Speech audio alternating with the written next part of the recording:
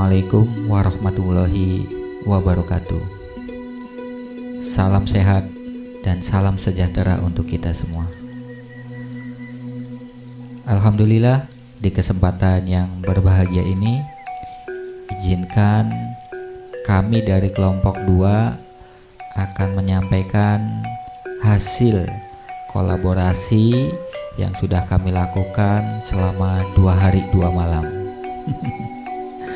Ya, yang pertama, tidak lupa kami sampaikan ucapan terima kasih yang sebesar-besarnya kepada ibu fasilitator kita yang luar biasa hebatnya, yaitu Ibu Dr. Randa Ade Mutiarawati MPD. Kita juga bisa mengetahui beliau lebih jauh dengan menyimak ataupun mengunjungi lamannya, yaitu di mutiarawati.com. Terima kasih Ibu untuk ilmu yang luar biasa hebat ini. Kemudian kami juga sampaikan terima kasih juga kepada Bapak pengajar praktik kita, yaitu Bapak Jayaman Wibowo SPD. Kita juga bisa mengetahui banyak tentang beliau karena beliau juga ternyata aktif di kompasiana.com. Nah, sesuai dengan profil dari Pak Jayaman, selalu berikan senyuman untuk yang lain. Semangat. Untuk anggota kelompok kami, ini terdiri dari 4 orang. Yang pertama adalah Ibu Puji Astuti SPD dari SMPN 1 Susukan. Yang kedua adalah Ibu Nur Enda SPD dari SMP PUI Palimanan. Yang ketiga adalah Ibu Nur Latifah SPDI dari SMPN 2 Ciwaringin, dan saya sendiri Dedi Iskandar dari SMPN 1 Gegesik. Mungkin Bapak dan Ibu sudah mengenal beliau karena kemarin kita sudah melakukan pertemuan pada kegiatan Lokakarya Orientasi.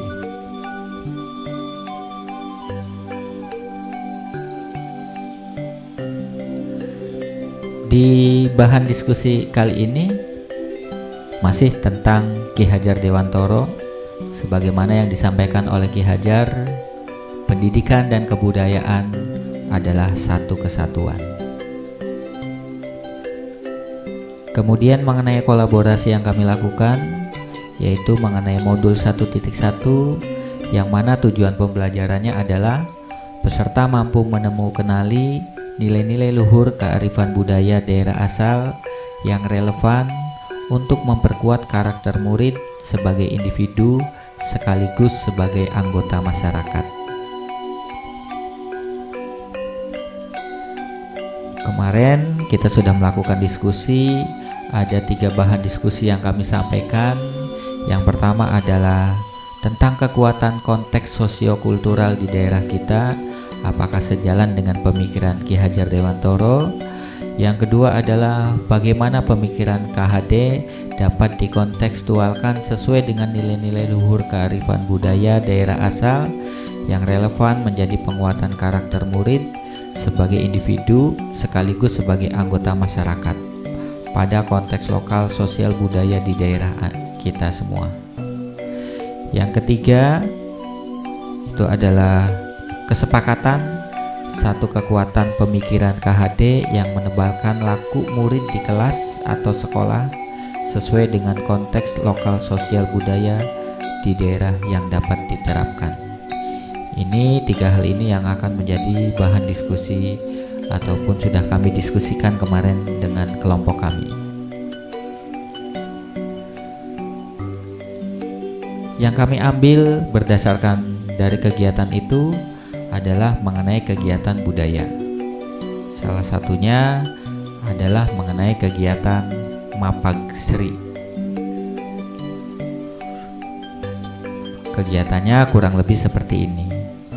Ada kegiatan budayanya, ada kegiatan pagelaran wayang kulit yang biasanya dilakukan di desa masing-masing, atau tempatnya itu biasanya dilakukan di balai desa. Sebagaimana kita ketahui, kegiatan Mapagsri itu adalah salah satu adat atau budaya masyarakat Indonesia, khususnya di Jawa dan Sunda, yang dilaksanakan untuk menyambut datangnya panen raya sebagai wujud rasa syukur kepada Tuhan Yang Maha Esa. Kegiatan ini rutin dilakukan oleh masyarakat desa yang ada di sekitar lingkungan kelompok kami berada.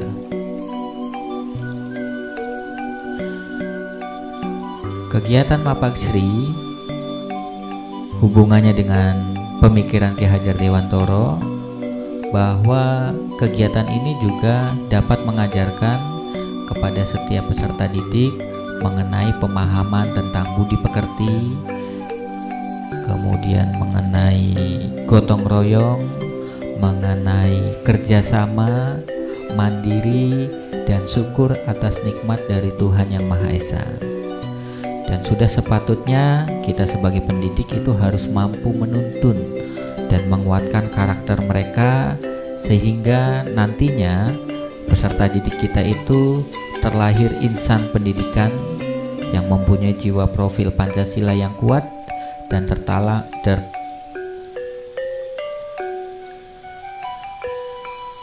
sehingga tugas kita sebagai pendidik itu harus mampu menuntun untuk menguatkan karakter yang sudah terbentuk, sehingga nantinya terlahir insan pendidikan yang mempunyai jiwa profil Pancasila yang kuat dan tertanam dalam jiwa peserta didik. Pemikiran KHD dalam kegiatan ini dapat kita kontekstualkan sebagai berikut. Yang pertama adalah penguatan karakter murid melalui penerapan pelajar Pancasila yang terkandung dalam nilai-nilai sosiokultural. Yang kedua, membiasakan perilaku gotong royong tanpa perbedaan di lingkungan kelas, sekolah, maupun masyarakat. Yang ketiga, membiasakan bersikap sesuai nilai-nilai keimanan dan ketakwaan terhadap Tuhan Yang Maha Esa, seperti membuat kesepakatan kelas, berdoa sebelum dan sesudah proses KBM. Yang keempat, itu adalah menanamkan sikap saling menghargai dan toleransi antar sesama di dalam kelas dan di lingkungan sekolah, seperti menghargai pendapat teman ketika diskusi atau musyawarah, toleransi terhadap teman yang berbeda agama atau berbeda suku, berbeda warna kulit mungkin, dan yang lain sebagainya. Tantangan yang bisa kita peroleh, yang pertama, rasa malas siswa untuk melakukan kegiatan. Yang kedua, kurangnya kepekaan dan kepedulian siswa terhadap tanggung jawab dan kewajibannya. Masih ada atau mungkin masih banyak siswa yang merasa bahwa kegiatan gotong royong, misalnya Jumat bersih, piket kelas, itu bukan menjadi tanggung jawab dia selama masih ada teman lain yang melakukannya. Siswa saling mengandalkan dalam menyelesaikan pekerjaan, yang akhirnya malah kegiatan itu tidak dilaksanakan sama sekali. Saling tunjuk, saling menyalahkan antara yang satu dengan yang lainnya. Yang ketiga, masih ada siswa yang memilah teman. Misalnya dalam kegiatan kerja kelompok, terkadang siswa yang pintar akan lebih memilih siswa yang pintar kembali. Akhirnya siswa yang bodoh mungkin akan lebih merasa kesulitan dalam menyelesaikan pekerjaan tersebut. Nah, setidaknya kegiatan kelompok ini bisa dibagi rata atau bisa disamaratakan sehingga hasil dari kerja kelompok ini bisa terselesaikan. Namun yang ada kenyataannya yaitu karena adanya pilah-pilih teman, akhirnya tugas kelompoknya tidak dapat diselesaikan. Itu tantangannya. Untuk solusi yang bisa kita lakukan, Yang pertama adalah menumbuhkan kesadaran dengan himbauan, misalnya pembuatan poster tentang sikap gotong royong, atau bisa juga kita membuat poster tentang pentingnya kebersihan. Yang kedua, kita juga bisa membuat kegiatan gotong royong yang dikemas dalam bentuk lomba-lomba, seperti lomba kebersihan, lomba membuat tumpeng yang biasanya dilakukan atau diselenggarakan pada event-event tertentu. Yang ketiga, kita bisa juga membuat pembagian tugas yang jelas tentang kegiatan dan tupoksi daripada siswa-siswa yang nanti yang mengerjakannya. Dan yang keempat, mengingatkan kembali kepada setiap manusia bahwa manusia itu mempunyai hak yang sama, yaitu dihargai. Kita tidak boleh membeda-bedakan teman. Seperti itu solusi yang kelompok kami sampaikan berdasarkan hasil diskusi yang sudah kami lakukan kemarin.